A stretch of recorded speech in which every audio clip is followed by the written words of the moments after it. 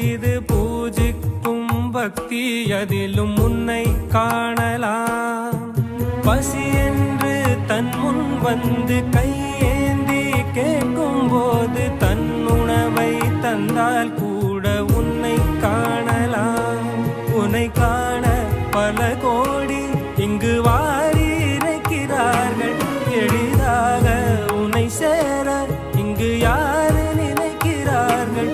அலங்காரம் அதில் நீ இல்லை, அகங்கார மனதில் இல்லை. துளி கள்ளம் கபடம் கலந்திடாத அன்பில் இருக்கிறாய். உணர்ந்தேன் உனையே